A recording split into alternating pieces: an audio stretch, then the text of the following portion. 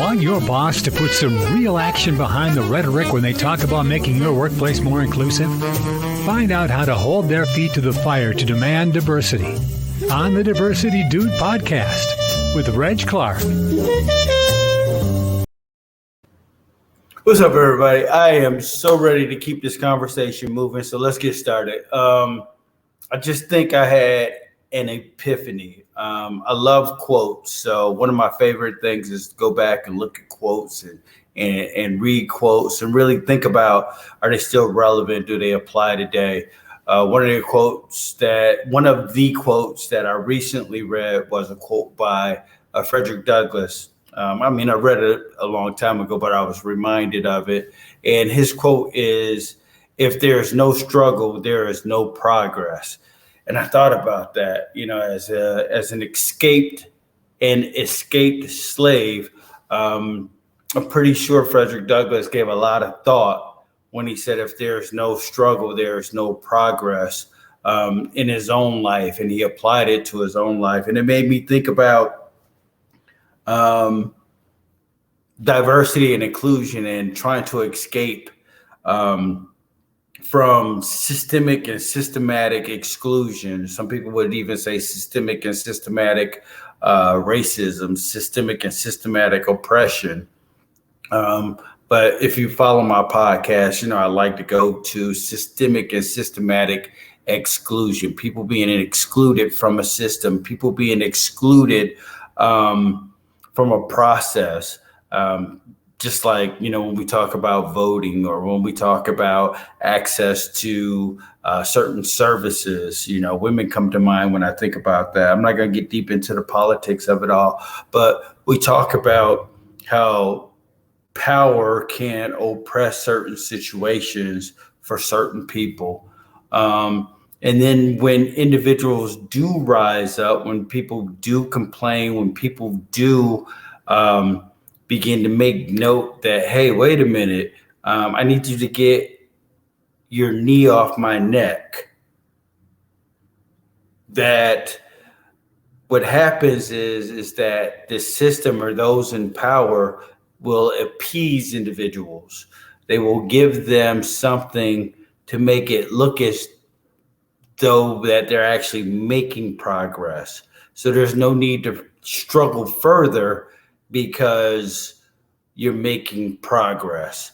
And that progress is only perceived. It's not actually real. So I think about that, and I use the knee on the neck reference intentionally, because when I think about that, I think about, it's been almost a year and a half since the death of George Floyd at the knee of a Minneapolis police officer. And I think about all the protests that ensued after that. I also think about all of the commitments that were made by police organizations, Fortune 500 companies, advertisers. Everybody kind of jumped on this thing because it was a hot button issue. It was a hot topic and people needed to respond in some way. And then I think about this almost 18 months later, and I'm like, has there been any real progress made? And I'm like, especially thinking about, why hasn't the news reported, have there been a decline in police-related killings, especially police-related killings of people of color since Mr. Floyd's death? What are the statistics showing? Are those promises for police sensitivity training, are they paying off? Are we seeing a difference in the way that police go about their job? Or have those same programs been intentionally set forth just to make us believe that we're making progress? So if they can show us progress or make us think that there's progress, then we'll stop struggling. And what does struggle look like? Let's talk about what the struggle look like. Struggle looks like protest. whether it's physical protest by marching, or whether it's economic protest by not spending money in certain places with certain organizations. Protest has many forms. Those are just two of those forms. But when we want to stop the struggle, or when certain people want to stop the struggle, then they feign progress, fake. They fake it. They fake the progress. They're like, okay, great. We've heard you, and these are the progressive movements that we're taking in order to appease you. But lo and behold, they only want to stop the struggle. They want to stop you from fighting. And so one of the things that I really want to hopefully impart today is challenge and continue to challenge the system. Examine what they are saying is progress. Examine the things that they have put forth as progress. Look at those things and say, let's really look at the numbers.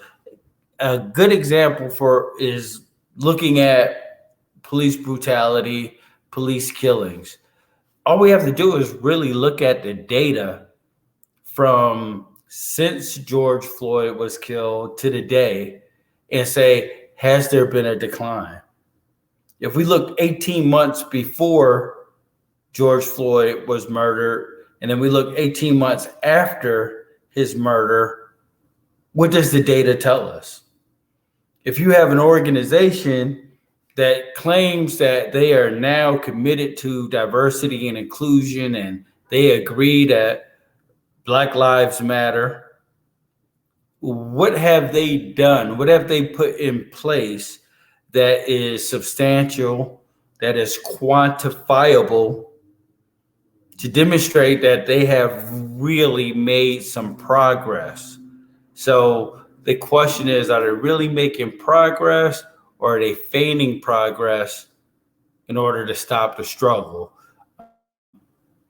All I can think about in my head is when Frederick Douglass came up with this quote, all I could think about was his hands and his feet being shackled or tied. And if he just allowed ropes to remain around his hands without struggling at all, then he's never going to get out of those ropes. But if he moves his hands and he struggles a bit, and he feels those ropes loosening up, he's making that progress. And that's the only way I can think of, like, if there's no struggle, there's no progress. If you cannot see the grip of oppression loosening up on you, then you're not making any progress. If you continue to struggle, feel that loosen up a little bit, then you have to keep struggling until you absolutely break those bonds that hold you. And that's the important part, is that question your organizations, question everything that you see, look at the data, look at the information, and really see, is there any progress taking place? For every organization that came out and said that Black Lives Matter, that they are going to come up with a diversity and inclusion program, that they're committed to doing X, Y, Z, go back and look at 18 months ago and see what they said, and then look for some information that supports what they said and see if there's some congruity to it. Are they really doing what they set out to do?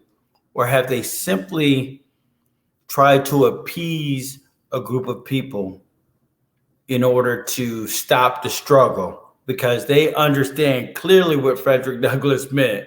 If we can stop the struggle, we can stop the progress.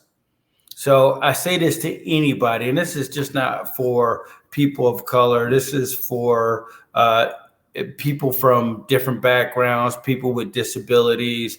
This is for anybody who feels disenfranchised, who doesn't feel like the system really caters to them or supports them, whatever that system may be. I need you to look at that, and I need you to think about, really, is it time to stop struggling, or is it time to increase the struggle in order to increase the progress? Don't be appeased. Don't let anybody tell you what progress is. Progress is what you determine it to be, not what somebody tells you it is. And I think I'm going to pay the meter and park it right there. Tune in each week as Reg Clark shows you how to demand and implement diversity and inclusion at your job. To hear more, check out his previous shows on ShalettaMakesMeLaugh.com.